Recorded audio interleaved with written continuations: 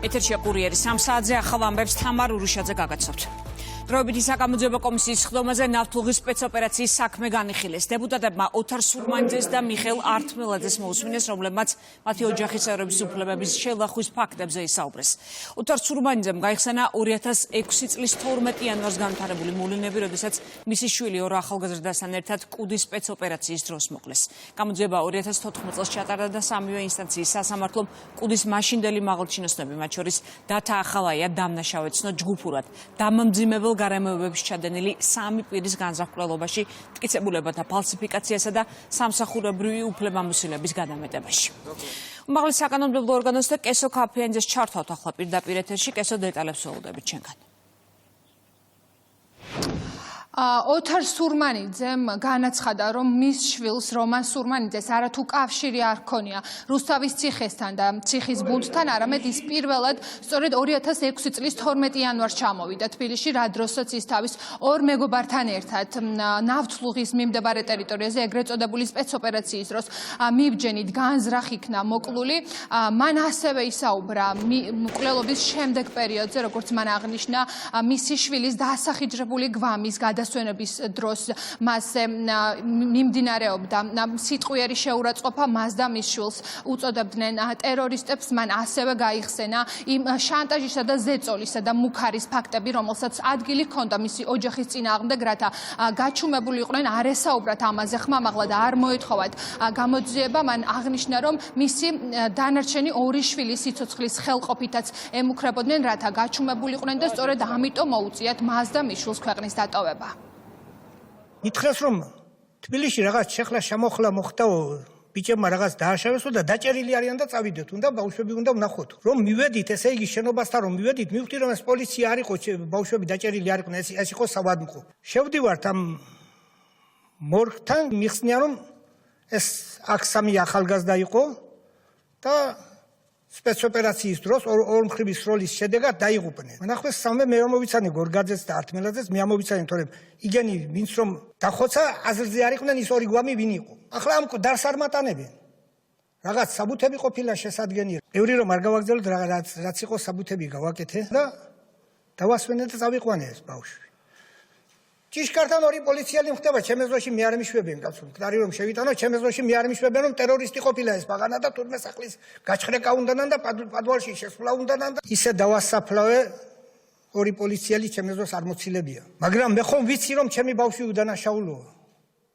და განცხადება მინდა შევიტანო, სადმე რომ ერთი გამეიძიონ კაცო, რა დააშავა ამ ჩემ ბაღანა, ვინ მოკლა?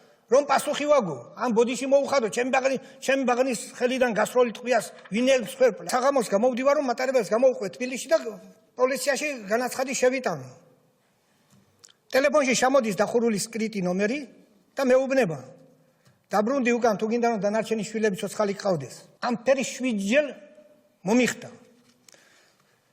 ბოლოს მერთმა სიკეთე მისცეს მანანა კობახიძესთან მოუხდი როგორმე. და იმან მითხრა რომ შენი ჩამოსვლა აღარა საჭიროა და მისი დახმარების სტრასბურგში დიეცა საქმე და გამართლეს ეს უდანაშაულო ბავშვები, თორემ დღესაც ტერორისტების სახელით იქნებოდნენ მიწაში. 2013 წელი დადგა და სანამ ეს თავრობა მოვიდა, მანამდე შიშის ქვეშ ცხოვრობდით და იმის არ იყოს დაგდათ რომ თურქეთიდან არ გადმოგვიყიათ, აი მას მერე გავჩედით საქართველოში. დღევანდელი საგამოძიებო კომისიის ხდომაზე ნავთლუღის სპეცოპერაციის საქმე განიხილეს, რომლის დროსაც კუდის წინა ხელისუფლების დროს კუდის მაღალი თანამდებობის პირების დავალებით იქნა 3 ახალგაზრდა, 19, 21 და 23 წლის ახალგაზრდა მოკლული, რომან სურმანიძე, მარად ართმელიძე და მურად გორგაძე. დღევანდელი ხდომა რიგით მე-20 ხდომა იყო. ამ დრომდე შეგახსენებთ, რომ საგამოძიებო კომისიამ 65 პირს მოусმინა, მათ შორის 30 დაზარალებულს. მადლობა, ეს იყო კესო ქაფიანძე და პირდაპირ ჩართვა პარლამენტიდან. მანამდე საგამოძიებო კომისიის ხდომაზე მიხეილ ართმელაძეს მოусმინეს. 2006 წელს მოკლული მარად ართმელაძის მამამ გაიხსენა, როგორც ნავთლუღის სპეცოპერაციის საქმე, ასევე შემდგომ განვითარებული მოვლენები. როგორ მოკლეს მისი შვილის საკონტროლო გასროლით ორ ახალგაზრდასთან ერთად, როგორ გააყალბეს მტკიცებულებები და როგორ მიდიოდა ზეწოლა ოჯახს. დახვდება წითელი მარკის ავტომანქანა ოპელი.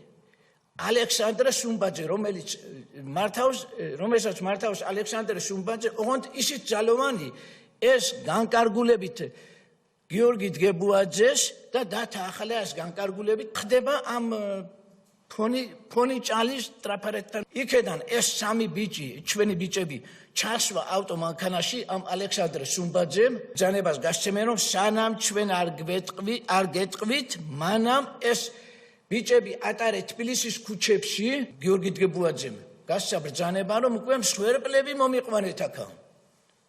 დათაახლეას მეთაურობით მივიდა იქა ნავთლუღის ავტოსადგურში, ჩამოსვი ეს ბიჭებიო და გააგრძელე გზაო ალექსანდრე სუმბაძე ლაპარაკობს. რომ წავედიო, ეს სროლები ატყდაო იმ წუთასო. დავინახე რომ მე ვინც მოვიყვანე სამი ბიჭიო, ესენი მიწაზე იყვნენ დაყრილიო, უკვე დახოცილები იყვნენო. ამ დროს დათაახლეას მეთაურობით, როგორც კი დახოცა ესენი, გურამ დონაძე ასეთი პიროვნება არის გადამღები, ვიდეო გადამღები ვამბობ და ეს დაურეკეს მოიყვანეს დათაახლეა, გიორგი დგებუაძე, ლევან ქარდავა და გიორგი მაზმიშვილი. თუ არ ვცდები, ესენი გარბიან აღმას როლით, ძირს ავტომატებიო.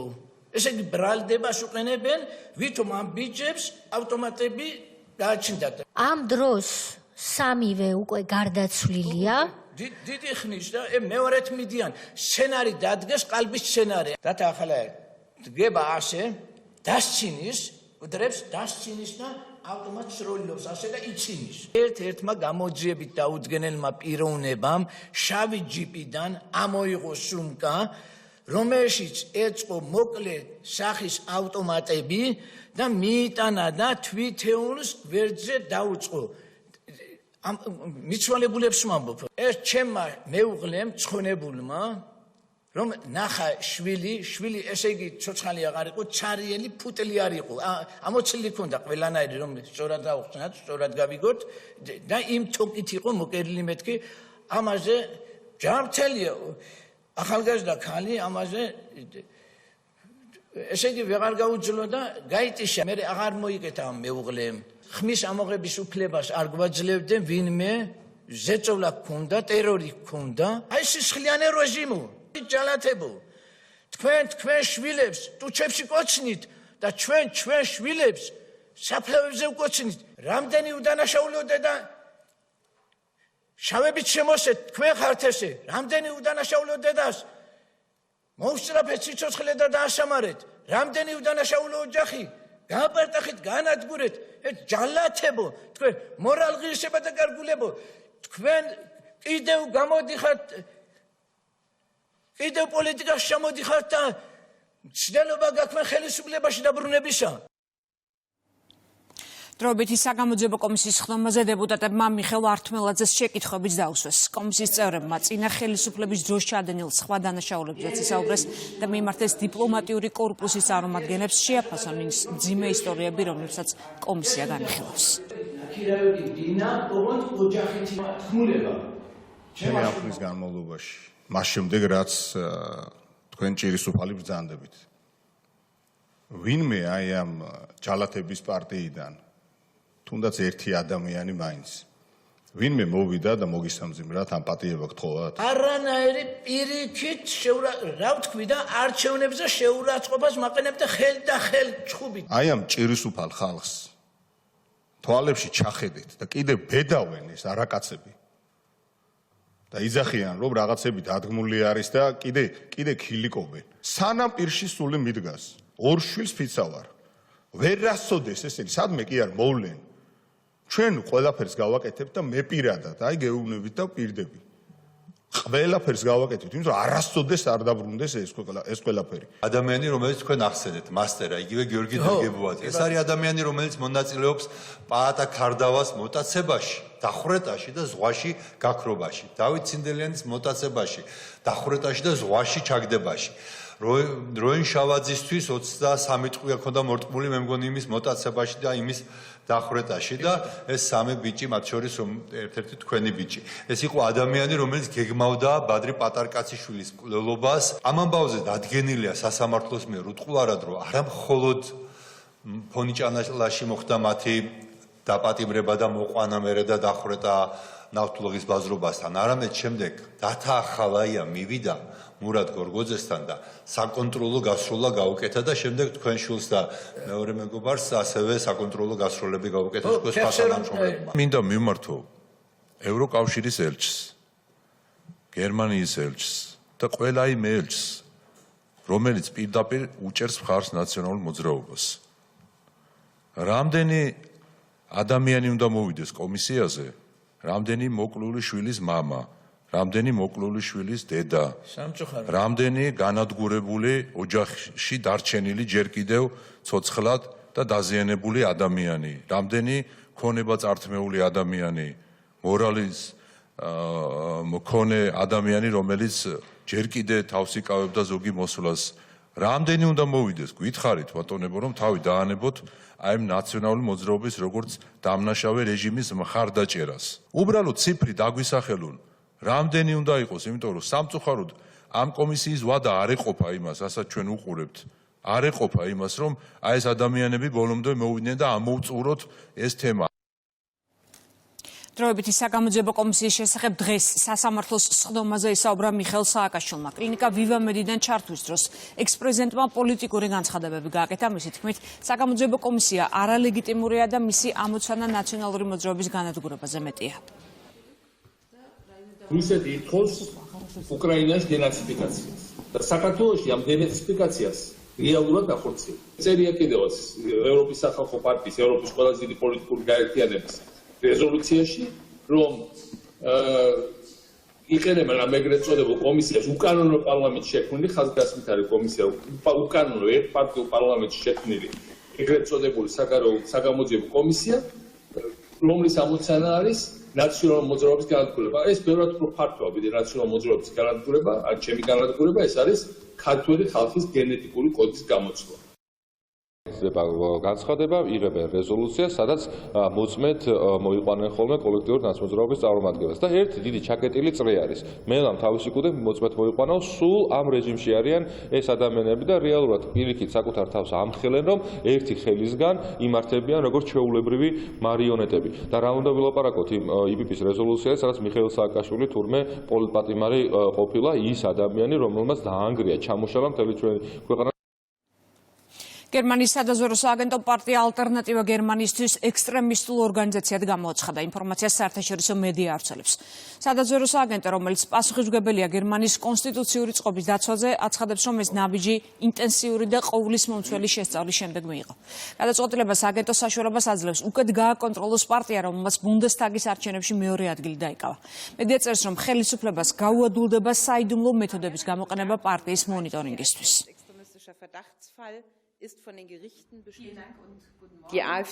ალტერნატივა გერმანიისთვის კლასიფიცირდება როგორც დადასტურებულად ულტრამემარჯვენე ექსტრემისტული პარტია, რადგან ის ცხადად ახორციელებს მისწრაფებებს თავისუფალი და დემოკრატიული ძირითადი წესრიგის წინააღმდეგ. ეს აშკარად ეწინააღმდეგება ადამიანის ღირსების გარანტიას, რომელიც გათვალისწინებულია ძირითადი კანონის კონსტიტუციის პირველ მუხლში. მე არაერთხელ მithქვამს, რომ პარტიის აკრძალვის პროცედურას რიგი მიზეზების გამო ძალიან მაღალი კონსტიტუციური ბარიერები აქვს. ეს არ უნდა გამოვრიცხოთ, მაგრამ ამ საკითხს ძალიან ფრთხილად უნდა მოვეკიდოთ. გერმანიაში მიღებული გადაწყვეტილება პოლიტიკური შეფასებების თემაა. თბილისში მართლგუნდში ორმაგ სტანდარტზე საუბრობენ და აცხადებენ, რომ ის რაც ევროპაში დაშვებული და დემოკრატიულია, საქართველოსთვის აკრძალულია. საპარლამენტო უმრავლესობის წევრებს კითხვები აქვთ გერმანიის ელჩთანაც. შეფასებები გაკეთა ოპოზიციურ პოლიტიკურ პარტიებშიც. ამ თემაზე უკვე ლელა ჯავახიშვილი მუშაობს, ის თემას განარჩევს, გისმენთ ლელა. დემოკრატიის საფრთხეთ და ექსტრემისტულ ორგანიზაციად გამოცხადა არა მხოლოდ არჩევნებში მეორე ადგილზე გასული პარტია, არამედ ყველა მისი ახალგაზრდული დანაყოფის გადაწყვეტილება. გერმანიის კონსტიტუციის დაცვის ფედერალურმა ოფისმა მას შემდეგ მიიღო, რაც პარტიის საქმიანობას რამდენიმე თვის განმავლობაში სწავლობდა მედიის ინფორმაციით. შესაბამისი ანგარიში 1100 გვერდზე მეტს მოიცავს და შეიცავს არაერთ მტკიცებულებას, რომელიც ადასტურებს პარტიის არაკონსტიტუციურ ხასიათს. ნაციონალურ მოძრაობასა და სხვა ოპოზიციურ პარტიებში, რომელთა არაკონსტიტუციურად გამოცხადებასთან დაკავშირებითაც მართველი გუნდი საკონსტიტუციო სარჩელს ამზადებს, აცხადებენ, რომ გერმანიაში და ზოგადად ევროპის ქვეყნებში დემოკრატია სხვაგვარად მუშაობს და ამ კონტექსტში პარალელის გავლება საქართველოსთან არარელევანტურია. მდგომარეობაში იმყოფება დემოკრატია საქართველოს საზღვრებს გარეთ ისეთ ქვეყნებში, როგორც არის გერმანია, საფრანგეთი და ამერიკის შეერთებული შტატები, სადაც მოქალაქეებს მერწმუნეთ აქვთ არჩევანის თავისუფლებაც იმისთვის, რომ აირჩიონ საკუთარი ხელისუფლება და გაცილებით უკეთესი სოციალური და ეკონომიკური მდგომარეობა. ამიტომ რეჟიმმა მეტი ყურადღება დაუთმოს საქართველოში არსებულ მდგომარეობას. ალტერნატივა გერმანიისათვის არის პარტია, რომელმაც უკანასკნელ თვეებში და კამპანიებში გამოიყენა ნაცისტური მესიჯინგი, ნაცისტური სლოგანები, პოლიტიკური ძალები, რომლებიც ქადაგებენ ზიზღს კონკრეტული ეთნორელიგიური ჯგუფის, ასეთი პარტიები, რა თქმა უნდა, ევროპაში აკრძალულია. პარტიები, რომლებიც, და მათ შორის საქართველოშიც, პარტიები, რომლებიც ტოტალიტარულ იდეოლოგიას იყენებენ, ასეთი პარტიების აკრძალვა, რა თქმა უნდა, შეიძლება, იმიტომ რომ ტოტალიტარული პარტიები გულისხმობენ ანტიდემოკრატიულ სისტემას თავის ძირში. უმრავლესობა ოპონენტებისა და პარტნიორების ორმაგ სტანდარტზე საუბრობს, ქართულ ოცნებაში იხსენებენ, როგორი მწვავე კრიტიკა მოჰყვა მათ ინიციატივას ქვეყნის გარედან თუ შიგნიდან და უკვირთ, რატომ არის კონკრეტული აქტორებისთვის მიუღებელი ნაციონალური მოძრაობის არაკონსტიტუციურად გამოცხადების წინადადება, მაშინ, როდესაც მათივე განცხადებით არსებობს არაერთი მტკიცებულება, მათ შორის სტრასბურგის სასამართლოს გადაწყვეტილებები. ევროპის მასშტაბით 100-ზე მეტი არის იმ პარტიების რაოდენობა, რომელთა საქმიანობაც არის აკრძალული. და თურმე ეს შესაძლებელია, დემოკრატიულია, ყველანაირ სამართლებრივ საფუძვლებსთან შესაბამისია, ხოლო ჩვენს ქვეყანაში მოუქმედი ჯაშუშური ქსელი კოლექტიური ნაცმოძრაობის სახით თურმე მათი საქმიანობას არავინ არ უნდა შეეხოს. მიუხედავად იმისა, რომ ამ ადამიანებმა ამის არ არსებობს კონსტიტუციაში ჩანაწერი და საფუძველი პარტიის საქმიანობის აკრძალვისა, რომელთაც დარღვეული არ ჰქონდეთ. კიდევ ერთი მაგალითია, რომ უბრალოდ აღარ არსებობს deep state-ისათვის სტანდარტები და როგორც უნდათ ისე მოქმედებენ და ამავდროულად რა განცხადებასაც უნდა ისე აკეთებენ და ყველაფერს არც კი ცდილობენ, რომ რამენაირად შეფუთონ. მიუხედავად იმისა, რომ გერმანიის ელჩი სამწუხაროდ არ პასუხობს ხოლმე ისეთ კითხვებს, რომელიც მინიმუმ უხერხულია მისთვის, მაინც დავსვავ კითხვას გერმანიის ელჩის მიმართ. ეს პარტია ალტერნატივა გერმანიისთვის, რომ გამოაცხადეს ოფიციალურად საფრთხედ, დემოკრატიის საფრთხედ და ექსტრემისტულ ორგანიზაციად. ეს პარტია ხელისუფლებაში ხალხს ხოცავდა, ქონებებს ართმევდა, აწამებდა, თუ რას აკეთებდა და ნაციონალურ მოძრაობა დადგენილია საერთაშორისო სასამართლოთი, რომ არის დანაშაულებრივი სისტემის შემქმნელი პოლიტიკური პარტია. გერმანიის ელჩი გამოვიდეს ეხლა და აგვიხსნას, რომ რატო არის ნაციონალური მოძრაობა ევროპული ღირებულების მქონე პარტია და ალტერნატივა გერმანიისთვის ექსტრემისტული პარტია. გერმანიის დაზვერვამ ალტერნატივა გერმანიისთვის სავარაუდო ექსტრემისტულ ორგანიზაციათა სიაში ჯერ კიდევ 2021 წელს შეიყვანა. მადლობა ლელა ჯავახიშვილი საუბრობდა კურიერის პირდაპირ ეთერში. ხმაური იყო ცოტა ხნის წინ თბილისის საქალაქო სასამართლოში, სადაც საბას ხვიტარიძის ძმის, თორნიკე ხვიტარიძის და ანი ქავთარაძის ადმინისტრაციული საქმეების განხილვა მიმდინარეობს. მათ პოლიციელი სიტყვიერ შეურაცხყოფას ედავებიან. სხდომის დაწყებამდე ახლობლებმა და მხარდამჭერებმა პროცესზე დასწრება მოითხოვეს, თუმცა დარბაზში ყველა მათგანი შესვლა ვერ მოხერხდა, რის შემდეგაც დარბაზის შეცვლა მოითხოვეს. მანდატურებმა რამდენიმე პირს სხდომა დაატოვებინეს. ადგილზე იყო დაპირისპირება. პროცესი სხვა დარბაზში განახლდა.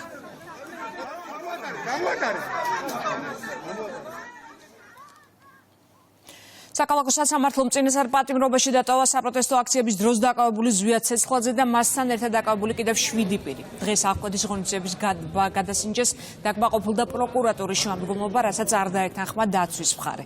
დაკავებულებიდან 3-ს ედავებიან ჯგუფური ძალადობის ორგანიზებასა და ხელმძღვანელობას, 5-ს კი მონაწილეობას. წინასწარ პატიმრობა ამის არანაირად არ იცავს, ანუ მე შემიძლია ახლაც გავაკეთო ნებისმიერი სახის განცხადება რადიკალური შინაარსის, ამის სურვილი და ამის мотиваცია რომ გამარჯვეს. რაც შეეხება მიმალვას. მიმალვის შემთხვევაში მოცემულობა ის იყო, რომ პოლიციასთან, კრიმპოლთან იქ საერთო წინააღმდეგობა არ ყოფილა, უფრო მკაცრი ზომა რატო იყო გამოყენებული, როდესაც შეიძლებოდა უფრო სუსტი ზომის გამოყენება და უფრო მსუბუქი ზომის გამოყენება და ამავდროულად გვახსოვდეს, რომ ჰუმანურობის პრინციპი არის სასამართლო პრინციპის ერთ-ერთი ქვაკუთხედი. არანაირი ბრალი არ მიმიძღვის მე ამ საქმეში. მე ერთი რაღაც შემიძლია დავამატო, რომ ეს არის მხოლოდ და მხოლოდ პოლიტიზირებული პოლიტიკური დევნა. არა მარტო ჩემზე, არამედ ამ ახალგაზრდებზე. სად უნდა მივიმალოთ? ვის უნდა მივემალოთ? რა აუცილებლობა არსებობს, რომ მე ვიყო საპატიმროში და არ ვიყო სახლში. დამიძახებთ გამოვცხადდები კეთილსინდისიერად, გაგცემთ ყველა კითხვაზე პასუხს. როდესაც სასამართლომ უკვე არაერთხელ განიხილა ეს საკითხი მიუთითა, რომ რაიმე ახალი არსებითი გარემოება არ იყო წარმოდგენილი არც ერთი მხარის მიერ და ბრალდებულების მიმართ შეფარდებული პატიმრობა დატოვა ძალაში. მოცემულ შემთხვევაში არც დღევანდელ სხდომაზე არ აქვს ბატონო მოსამართლე რაიმე ახალი გარემოება წარმოდგენილი დათვის მხარეს. დღის მდგომარეობით ბატონო მოსამართლე შეცვლილი არ არის არაფერი, კვლავ არსებობს მიმავლის, ასევე ახალი დანაშაულის შედანის საფრთხეები, რის გამოც ბრალდების მხარეს მიაჩნია, რომ ბრალდებულების მიმართ შერჩეული აღკვეთის ღონისძიება უნდა დარჩეს ძალაში.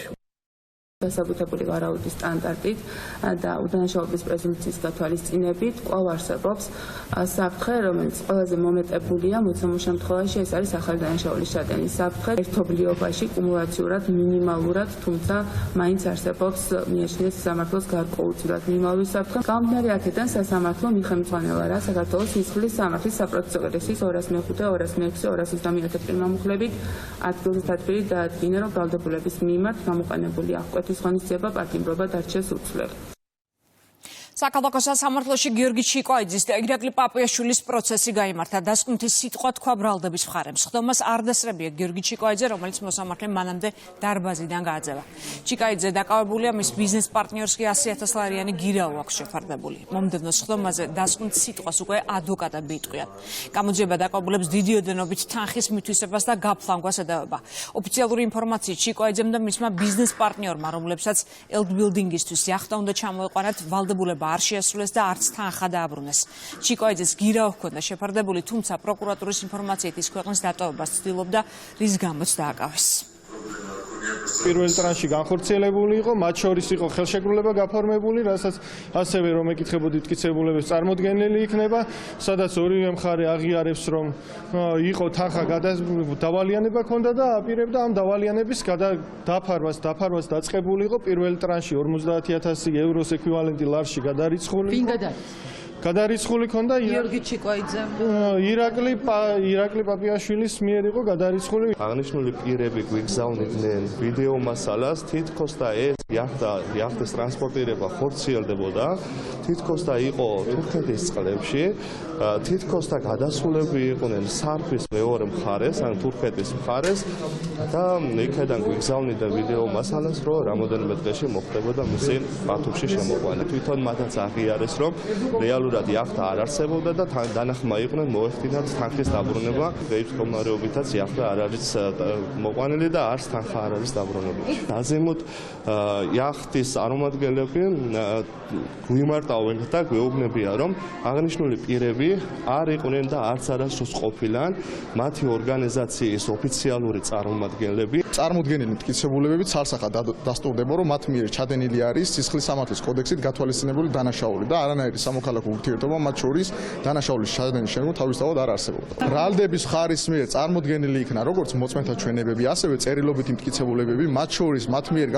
შორის დაზარალებულ მხარესა და ბრალდებულებს შორის განხორციელებული როგორც ხმოვანი შეტყობინებები, ასევე მიმოწერები, სადაც ცალსახად დასტურდება, რომ მათ ჩაიდინეს ბრალად შერაცხული დანაშაული. დანაშაულის ჩადენის შემდგომ ბრალდებულები ცდილობდნენ ცდარი ინფორმაცია მიეწოდებინათ დაზარალებული მხარისათვის და ნიღმავდნენ ამ შემთხვევაში მათ მიერ ჩადენილ დანაშაულს. რა დროსაც ატყუებდნენ, რომ თითქოს დამზადებული იყო იახტა, თითქოს ხდებოდა მისი ტრანსპორტირება თურქეთიდან საქართველოში და მათ შორის შენიღბის ერთ-ერთ ფორმას წარმოადგენდა ის, რომ მოხდა მათ მხრიდან 50,000 ევროს ჩარიცხვა მხოლოდ და მხოლოდ. სამეგრელოს პოლიციამ ნარკოდანაშაულის ბრალდებით უკრაინის მოქალაქეები დააკავა. გამოძიების ინფორმაციით ამოღებულია 50 შეკვრა დაფასებული მეთადონი, ელექტროსასწორი და დაფასოებისთვის საჭირო პოლიეთილენის პაკეტები. დანაშაული 20 წლამდე ან უვადო პატიმრობას ითვალისწინებს.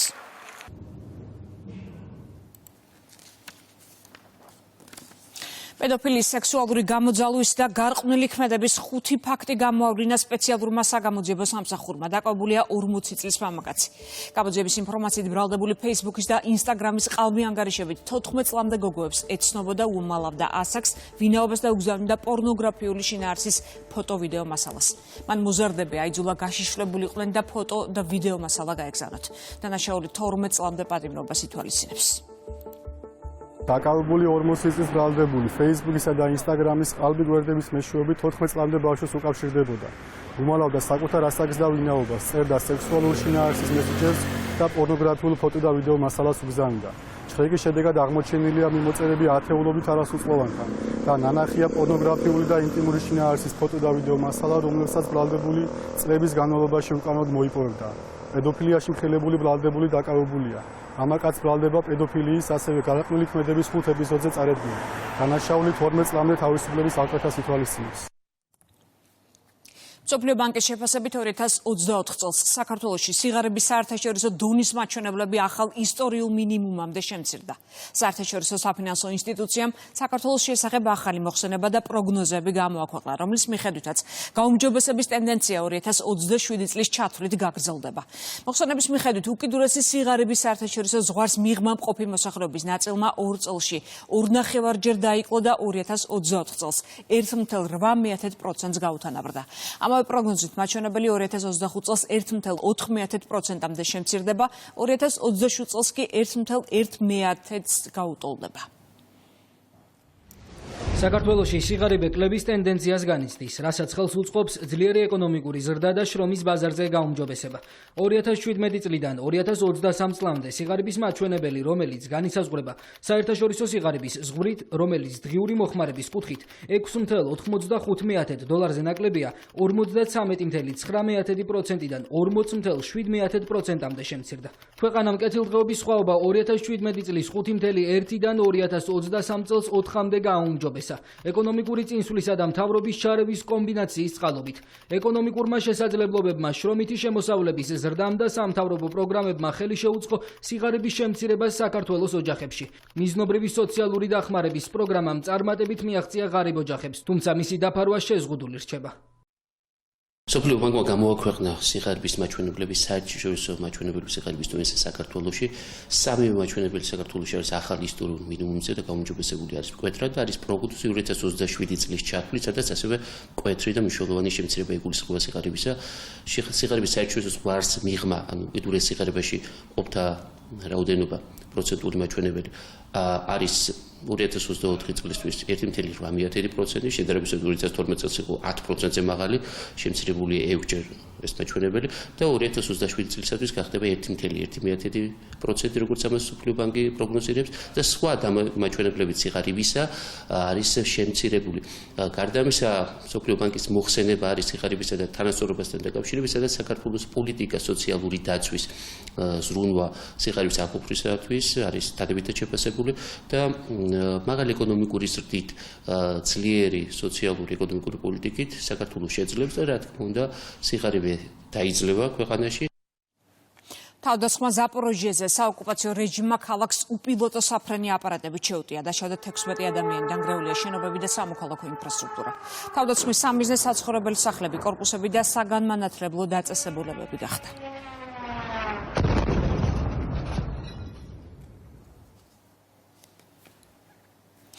ამერიკასთან გაფორმებულ წიაღისეულის შეთანხმებას სამართლიას უწოდეს ზელენსკი. უკრაინის მთავრობა დაინტერესებულია, რომ შეთანხმებაში შეფერხებები არ იყოს, აცხადებს ის. ომში მყოფი ქვეყნის პრეზიდენტმა შეაქო სამთავრობო გუნდი და განაცხადა, რომ დოკუმენტი მომზადების პროცესში მნიშვნელოვნად შეიცვალა. створює можливість для წიაღისეულის შესახებ შეთანხმებაში ვალი არ არსებობს, იქმნება ფონდი. აღდგენის ფონდი, რომელიც უკრაინაში ინვესტირებას განახორციელებს და ფულს აქ გამოიმუშავებს. ეს არის ამერიკასთან ერთად სამართლიანი პირობებით მუშაობა, როდესაც როგორც უკრაინის სახელმწიფოს, ასევე შეერთებულ შტატებს პარტნიორობით შეუძლიათ ფულის გამომუშავება, რაც თავდაცვაში გვეხმარება. შეთანხმება სამართლიანია და რატიფიკაციისთვის რადას წარედგინა. ამერიკის ვიცე-პრეზიდენტის განცხადებით უკრაინაში ომი მალე არ დასრულდება. ჯეიდი ვენსი ამბობს, რომ ახლა, როდესაც თითოეულმა მხარემ იცის, რა პირობები აქვს მეორე მხარეს მშვიდობისთვის, ეს რუსებსა და უკრაინელებზე იქნება დამოკიდებული. დონალდ ტრამპი ადასტურებს, რომ მაიკ უოლცი ეროვნული უსაფრთხოების საკითხებში თეთრი სახლის მრჩევლის თანამდებობას დატოვებს. ამერიკის პრეზიდენტი სოციალურ ქსელში წერს, რომ უოლცს გაეროში ელჩად წარადგენს. ეროვნული უსაფრთხოების მრჩევლის მოვალეობას კი დროებით სახელმწიფო მდივანი მარკო რუბიო შეასრულებს. მედია უოლცის წასვლას უკავშირებს მარტში მომხდარ სკანდალს, როდესაც მას საიდუმლო ჩატში შეცდომით ჟურნალისტი დაამატა. პარიზში მშრომელთა დღისადმი მიძღვნილი მარში პოლიციასა და მომიტინგეებს შორის ფიზიკურ დაპირისპირებაში გადაიზარდა. ძალოვანებმა დემონსტრანტებისა და მედიის წარმომადგენლების ძალის გამოყენების დაშლა მას შემდეგ დაიწყეს, რაც შეკრებილებმა პოლიციის წინააღმდეგ პიროტექნიკა გამოიყენეს. საფრანგეთის შინაგან საქმეთა სამინისტროს განცხადებით დემონსტრაციებზე 50 ადამიანია დაკავებული, მათ შორის ძირითადად ის პირები, რომლებიც შავ ტანსაცმელს, შარფებს, ნიღბებს, მუქსათვალებს და სხვა ნივთებს ვინაობის დამალვის მიზნით ატარებდნენ.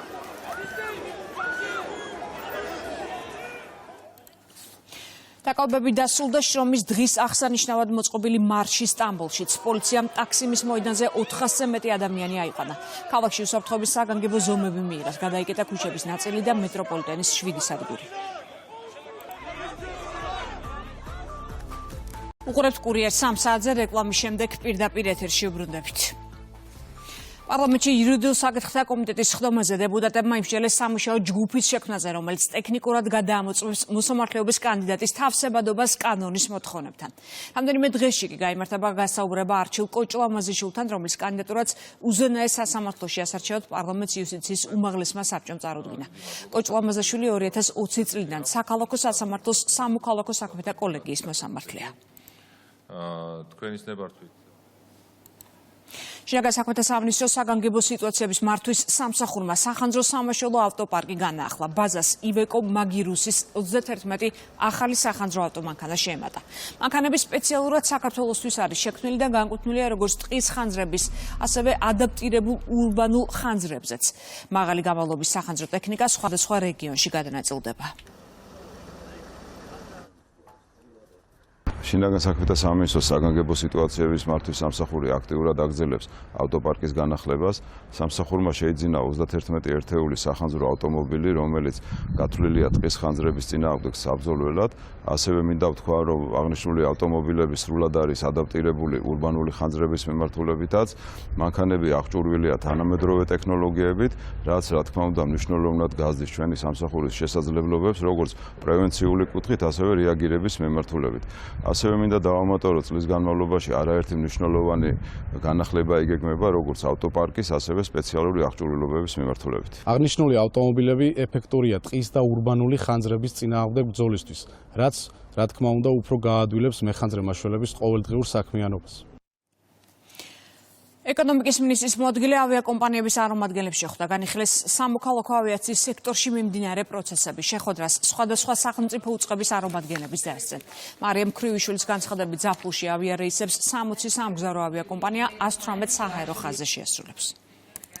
საუბრისას ძალიან მნიშვნელოვანი იყო ავიაკომპანიების უკავშირი, მათ შორის იმის ხაზგასმა, რომ მიმდინარე წელი განსაკუთრებით წარმატებულია, აღინიშნება განსაკუთრებული ზრდა ჯავშნებში, ისევე როგორც ავიაკომპანიების დატვირთულობაში, რაც ცალსახად გამომდინარეობს საერთაშორისო ვიზიტორების ინტერესის ზრდიდან საქართველოში მოგზაურობაზე. ჩვენ შევჯერდით, რომ მიმდინარე წელი ნამდვილად გამოიყურება, რომ აუცილებლად იქნება ერთ-ერთი განსაკუთრებით წარმატებული სეზონი ტურიზმის ინდუსტრიაში. პრაქტიკულად ყველა რეისი აპრილის სეზონიდან ახალზე მაქვს საუბარი დადის 90%-იანი დატვირთვით. თბილისი ლონდონის მიმართულებაზე 4 სიხშირე მარტო ბრიტიშსა აქვს, 2 სიხშირე აქვს EasyJet-ს, რომელიც არის დატვირთული დაახლოებით ისევ და ისევ მეორე 90%, რაც არის წარმოუდგენელი ჩვენი ქვეყნისთვის და არის ჩვენი ეკონომიკისთვის ძალიან დიდი მიღწევა.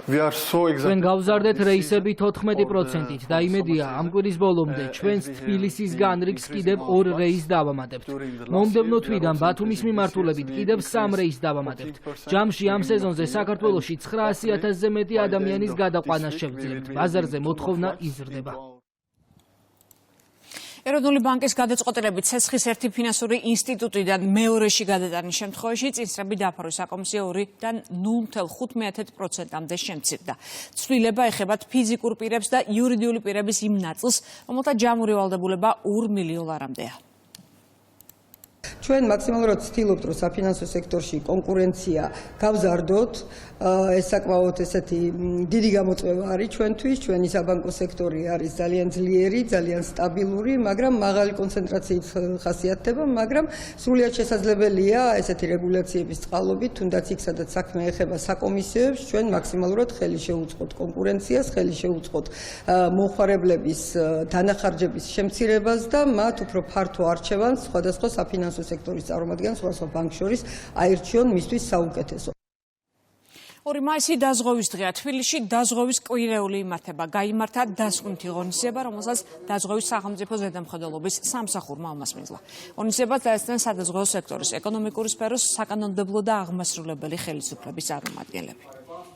მნიშვნელოვანია და ერთ-ერთი მთავარი ფუნქცია მომხმარებლის უფლებების დაცვა, მათი გაფიცნობიერება, რა არის სადაზღვევო პროდუქტი, რატომ უნდა შეიძინონ სამოგზაურო დაზღვევა, მაგალითად ჩვენ გავაუმჯობესეთ ეს პროდუქტი და ბევრად უფრო დაცულია დღეს ჩვენი მოქალაქე, იგივე მანქანის დაზღვევა, ასევე არის ფონების დაზღვევა, სიცოცხლის და ასე შემდეგ. ჯანმრთელობის დაზღვევაში უკვე 9 მილიონ ადამიანზე მეტი არის კერძოდ უკვე ჩართული მათი ოჯახები და ვფიქრობ, რომ ეს ციფრი კიდევ უფრო გაიზრდება. სადაზღვევო პოლიტიკა საქართველოში, სადაზღვევო სექტორი არის მუდმივად მზარდი, მუდმივად ვითარდება. მნიშვნელოვანია, რომ მათ შორის სახელმწიფო რეფორმების ნაწილში სექტორი არის კვლავ ხელშეწყობის რეჟიმში სახელმწიფოს მხრიდან და უნდა აღინიშნოს, რომ დაზღვევა არის სფერო, რომელიც საქართველოს თითოეულ მოქალაქეს ეხება აბსოლუტურად თანაბრად. ყველა ადამიანს, ვინც სადაზღვევო ინდუსტრიაში მუშაობს, თავის წვლილი აქვს ამ მეტად მნიშვნელოვანი ქვეყნის ფინანსური სტაბილურობისთვის და ადამიანების კეთილდღეობისთვის ძალიან მნიშვნელოვანი ინდუსტრიაში, მის სისტემის განვითარებაში. ყველა ამ ადამიანს დაზღვევის თანამშრომლებს მინდა მიულოცოთ მათი პროფესიული დღე და წარმატება უსურვოთ წლიდან წლამდე მეტი განვითარება და უფრო მეტად ძლიერი სტრუქტურების ჩამოყალიბება. პრეზენტაციაც იყო წარმოდგენილი, სადაც ნაჩვენებია თუ რაოდენ დიდია და როგორი მზარდი დინამიკა გააჩნია კერძო სადაზღვევო კომპანიების ჩართულობას სადაზღვევო სერვისების შეთავაზებაში, უშუალოდ ჯანდაცვის მომსახურების უზრუნველსაყოფად. ამიტომ მე მგონი რიცხვები მეტყველებს ყველაზე მეტად იმასთან დაკავშირებით, რომ ეს თანამშრომლობა ჯანდაცვის სექტორსა და სადაზღვევო სექტორს შორის აქტიურად და წარმატებულად მიმდინარეობს. გაეროსა და საქართველოს შორის 2026-30 წლების თანამშრომლობის ჩარჩო მუშავდება. საკითხზე დღეს საქართველოს სახელმწიფო უწყებების და გაეროს სააგენტოების წარმომადგენლებმა იბრძოლეს. მთავრობის ადმინისტრაციის უფროსმა შეკრებილებს პრიორიტეტები გააცნო. შეხვედრას საქართველოში გაეროს მუდმივი კოორდინატორი ესწრებოდა. საქართველოს მთავრობის ადმინისტრაციასა და გაეროს ინიციატივით გაორგანიზდა შეხვედრა, რომელსაც ესწრებოდნენ გაეროს ყველა სააგენტოს ხელმძღვანელი, წარმომადგენლები, ადგილობრივი ხელმძღვანელობა, თითქმის ყველა სამინისტროდან იყო წარმოდგენილი მინისტრის მოადგილეები, შესაბამის სააგენტოს ხელმძღვანელები და განვიხილეთ მომავალი 5 წლის განმავლობაში საქართველოსა და გაეროს თანამშრომლობის ძირითადი ასპექტები, პრიორიტეტები, მიმართულებები. როგორც იცით, ჩვენთვის ძალიან დიდი მნიშვნელობა აქვს ორ მიმართულებას. ეს არის გაეროს მუშაობა ოკუპირებულ ტერიტორიებზე და ასევე ეკონომიკური ზრდა. ეკონომიკური ზრდა, რომელიც უნდა იყოს მწვანე, რომელიც უნდა იყოს ინკლუზიური და რომელიც ასევე ეს დოლარი, რომელიც იქნება ქვეყანაში, თანაბრად განაწილდეს როგორც სასოფლო, ასევე ურბანულ არეალებზე. საქართველოს მთავრობის წარმომადგენლებთან ერთად განვიხილეთ მთავარი პრიორიტეტული სფეროები და საკითხები, რაც მომდევნო 5 წლის განმავლობაში იქნება აქტუალური. ეს არის მნიშვნელოვანი, რადგან 2030 წელს უნდა დასრულდეს მდგრადი განვითარების მიზნების განხორციელება. სწორედ ამიტომ ვანიჭებთ ამ თანამშრომლობასა და განხილვებს დიდ მნიშვნელობას. ამ შეხვედრის ფარგლებში გამოიკვეთება ძირითადი პრიორიტეტები თანამშრომლობის ჩარჩოში ოპერირებისთვის, რასაც შევათანხმებთ საქართველოს მთავრობასთან. ჩვენ ასევე შევხვდებით სხვადასხვა დაინტერესებულ ჯგუფებს. შეიქმნება საბოლოო ოპერირების ჩარჩო, რამაც შემდგომში დადებითი გავლენა უნდა იქონიოს საბოლოო შედეგსა და მიზნების მიღწევადობაზე.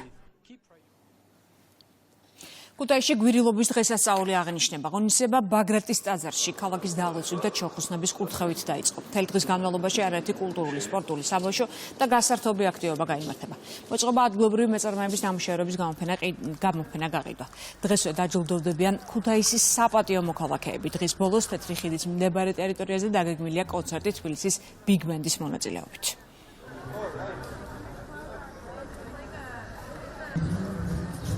დღეს გვირილობის სახალხო დღესასწაულის აღნიშვნა ბაგრატის ტაძრიდან დაიწყო მეუფე იოანეს ლოცვა კურთხევით. შემდგომში ღონისძიებები გაგრძელდება ქალაქის ცენტრალურ ნაწილში, გამოფენილი იქნება ნახატები, ასევე მოეწყობა პერფორმანსები, გაცოცხლდება ჩვენი ძველი ევროპული ქალაქის ისტორია და ცხოვრება. შემდგომ მოხდება საპატიო ქუთაისლების გამოვლენა, დაჯილდოება. მთელი დღის განმავლობაში მეფეთუბანში, თეთრი ხიდის მიმდებარე ტერიტორიაზე, ვერიკოს სკვერში იქნება ღონისძიებები, როგორც საბავშვო კონცერტები, ესევე იქნება გამოფენები, სამხატვრო სივრცეები, სპორტული ატრაქციები. რიონზე მოხდება ჯომარდობით დაშვება, რის შემდეგაც უკვე ჩვენი სტუმრებთან ერთად გადავინაცვლოთ და დავესწრებით აიას არენაზე ჭაბუკ რაგბთა მონაწილეობით რაგბს. გულოცავ ქუთაის გვირილობის დღესასწაულს, ძალიან კარგი განწყობაა და უმნიშვნელოვანესია, რომ ქალაქში ესეთი ზეიმი არის. ახალგაზრდები დადიან გვირილებს არიგებენ. ჩვენსაც ძალიან მნიშვნელოვანია, იმიტომ რომ გვაქვს საშუალება წარმოვაჩინოთ ჩვენი კერძები და გავაცნოთ ჩვენი სამზარეულო ადგილობრივებს და ასევე ჩამოსულ სტუმრებს. ასევე ყველასთვის, ვინც არის მონაწილე, ძალიან მნიშვნელოვანია დღევანდელი დღე. აფხაზეთი მე ვარ, ასე ქვია დოკუმენტურ ფილმს, რომლის მე-6 ნაწილის ჩვენება თბილისის სამედიცინო უნივერსიტეტში გაიმართა. ფილმში ექიმები აფხაზეთის ომის ისტორიებს იხსენებენ. ღონისძიებას ეწრებოდნენ სტუდენტები, სამედიცინო სფეროს და მთავრობის წარმომადგენლები. დღევანდელი ჩვენება ეძღვნება აფხაზეთის ომში თავიანთი პროფესიით ჩართულ ექიმებს.